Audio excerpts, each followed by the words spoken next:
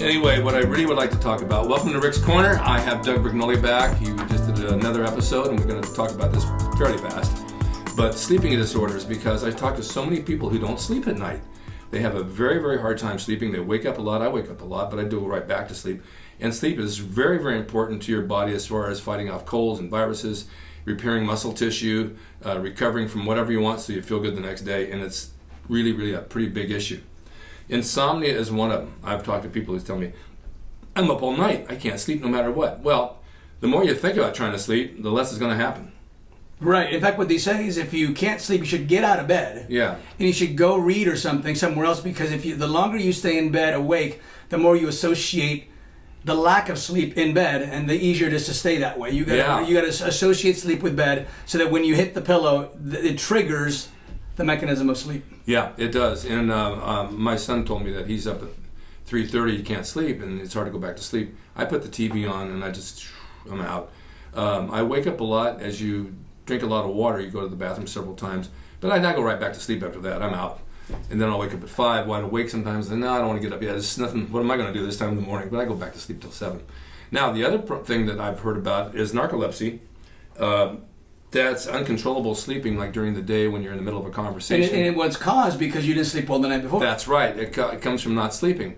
Now, I'll come back and I'll get on my computer around 1 or 2 o'clock, and about 2:30, I feel my eyes just going. And I go into like a shock state, and then I'll just go out for like 10 minutes, and I'll wake up and I'm fine. Right. I don't think that's necessarily narcolepsy. I think I'm just tired from working out. Well, what they say is that sleep apnea and narcolepsy are associated. So sleep apnea is when you're sleeping and then somehow you stop breathing. Right. And then you wake up because you haven't breathed, and then but not fully wake up, but then you go in and out of this half sleep. Yes. Every time you hold your breath, and then by the time morning comes, you're exhausted, even though maybe you thought you slept 8 hours.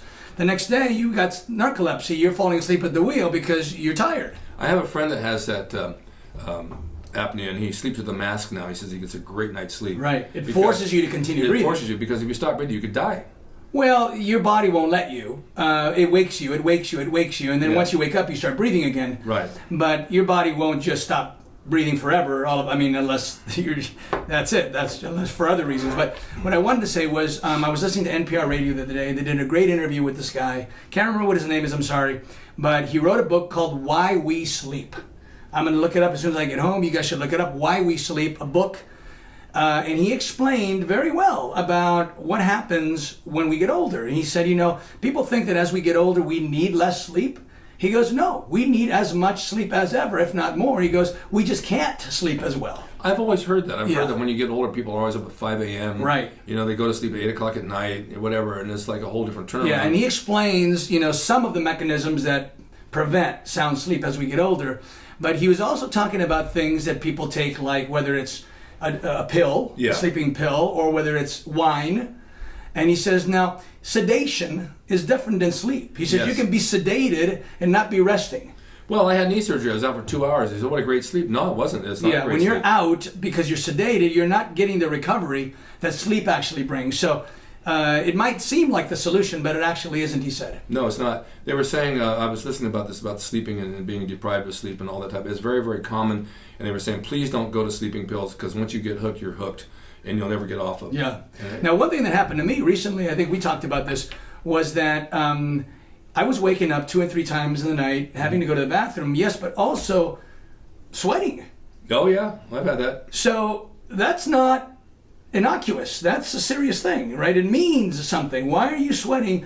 You're not running. There's a reason for that. And the reason is, and at least in my case, and I've made adjustments, which I'll explain to you in a moment, is that I was actually getting hypoglycemic during the night. Really? Hypoglycemia, low blood sugar, causes night sweats. And it wakes you, right? Because your body is, basically trying to produce adrenaline. How do you overcome it? Well, what I was doing, the mistake I was making was that I was eating, before going to bed, either potatoes or rice, along with my protein food, chicken, fish, beef, whatever. And now what I do is I don't eat any starches when I go to bed at night. Yeah. I eat only vegetables and chicken or fish or meat. But here's the key thing, is on that evening meal, I use a lot of fats. avocado, olive oil, maybe coconut oil, maybe a little butter. Yeah. There's a lot of research now, by the way, that shows that butter is not the culprit in heart disease. In fact, it isn't eggs either, or egg yolks. It's caused mostly by inflammation. There's a lot of controversy out there about this right now, but it's caused mostly by insulin spikes. The more you eat starches and sugars, the more you spike your insulin. The more you spike your insulin, the more inflammation you cause. Yeah. The more you produce your own cholesterol, and the more you dip your blood sugar at night. So now I sleep like a baby. Yeah. I don't wake up with any night sweats at all. I sleep usually through the whole night. If I get up once to go to the bathroom, it's only once. So for those of you that are experiencing that, you might just want to try this one simple thing. Just take your starches and sugars out at your last meal, bring in more vegetables, and put some, at least one whole avocado in there. Or what I do is I mash up an avocado and I put some olive oil in there. And then maybe I put some seasoning in there, and then I put it over my vegetables as a dressing. Sounds good. And that becomes glucose during the night through gluconeogenesis, but very slowly. And so it keeps your glucose constant during the night instead of spiking it and dropping it. I take calcium magnesium when I can't sleep. That might help too. It relaxes me so much. Yeah. And then I have my fiber at night because what do you guys do for fiber? I take Metamucil and I mix a little bit of branched chain aminos with it. Yeah. I'm good to go. And Metamucil is also good for controlling glucose, blood sugar. It's good. One last thing is night terror. It mostly happens in kids. They have bad dreams. They don't wake up. They don't know where they are. And my oldest son had it when he was young. He'd wake up and he'd come running through the house like frantic. Dad, come here. Come with me. And he'd go outside to the backyard. And I said, where are we going? He said, you gotta see this. And then I'd say, no. You need to pee. Pee in the bush. So he peed in the bushes. And all of a sudden he'd look at me and he goes, oh my God, what happened? Where am I? I said, you had night terror. You were walking in your sleep. You're going crazy. And then once he urinated, then he woke up, and that was the end of it. What is that all about? I don't know, but it did wake him up. Wow, that's interesting. Yeah, so if any of you guys have kids that do this, that seemed to be the solution. Just make sure they pee. Yeah, it seemed to really help. It woke him up, and he felt like such a fool after that. But yeah. I don't think he does that anymore. He's 38. Yeah, I wonder that. I don't know what causes sleepwalking. That's a bizarre thing. No, to wake up and be walking around, but not either awake or asleep. No, it's very common. It's like Night of the Living Dead. It is night. I was joking around. This is strictly a joke, but I was in my living room one night sleeping on the couch because it's comfortable, and all of a sudden I woke up and had vertigo, which I actually did have vertigo once. And I got up and the room was spinning, so I got up and I walked towards the bathroom, but my body turned around and it took me into the kitchen, and right there I said, okay, I'm at the refrigerator, I just guess I'll eat. I didn't intend to, but there I ended up. It took you there? It took me there. I'm kidding, but it was kind of a funny story. But it's nice to relieve yourself of the responsibility of that. Yeah. Absolutely. It's kind of like the devil made me do it. The devil made me do it. Now, sleep, the end of this is, the point is you work out hard and your body recovers when you sleep. Right. And if you get interrupted sleep at night, you're not going to recover the way you should. Right. And I was talking to a lady in the gym, I talked to another guy, and I said, look, I wake up every morning, I sleep the same way. Some mornings I wake up and I feel like I've been hit by a truck. I hurt everywhere, I can't get out of bed, but I do. And I eat and I go to the gym. Then I'll wake up another morning and I feel like, God, nothing hurts. I feel fantastic. And nothing changed at night. It's like, did a truck run me over in my sleep or what happened? It's hard to predict. It is. What's causing that? It is very hard to predict. So I try to hope that every morning is a good morning. Now I got a cold, so it's not that great.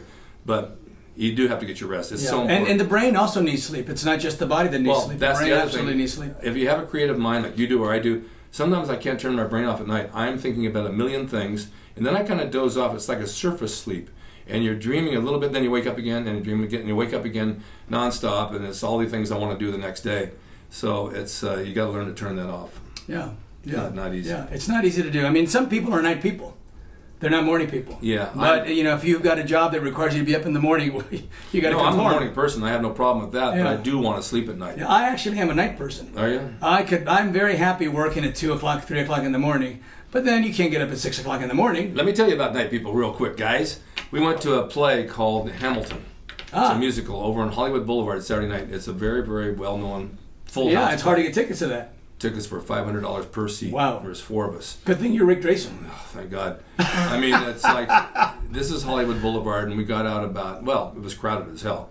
Had to park across the street, pay $25 valet at a hotel, which, okay, because I don't want to fight for parking spots. There's no lots around. So we come out, it's about 11 o'clock, and I look on the streets, and the streets are jammed. Hollywood Boulevard, people in costumes, people going crazy. At what hour? 11 o'clock. Yeah. I'm in bed by then. Right. And these guys go all night. Yeah. I don't know how they do it. Yeah. Well, they're young. Well, he probably won't be doing that in 20 you years. guys ever come out to LA and you go to Hollywood at night, carry a gun, number one, because it's dangerous out there. But there's some real foolish idiots running around causing a lot of stuff. Yeah. I was so glad to get home from the noise and the combustion. By the way, speaking of expensive tickets, these Dodger Cardinals, was it Cardinals? The Astros. Astros. Those tickets were going for $1,500 a piece. I know.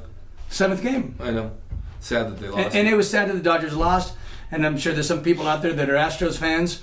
But it was a good series. I mean, the fact that it went to the 7th game, you got to give both teams a lot of credit. It was definitely a good series. Yeah. I'm not a big baseball fan, but I followed this. I'm not either, and I was following it for the first time. Oh, I loved it. I loved every minute of it, and I Yeah. felt bad when they lost. They tried so hard, but Yeah. even to get to that level is an acceptance. Even when you're in a bodybuilding contest and there's 3 places, you take one of the 3, you're still a winner. And by the way, the Astros had never won it, so kudos to them. Yeah, and then they had the hurricanes and all that. They were pretty devastated. Yeah, So it's a good uplift for them. You know, you look at both teams, you look at all the guys.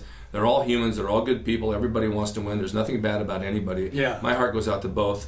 I have empathy for people, and I'm glad to see that they won. I'm sorry that this team lost, but they're all good people, and somehow they'll make it up. Yeah, right. You know? Exactly. All right, guys. Thank you so much, and Doug, thank you again. Thank you for having me. And the word of the day is get some sleep. There you go. I agree with that. Right? See you guys next time.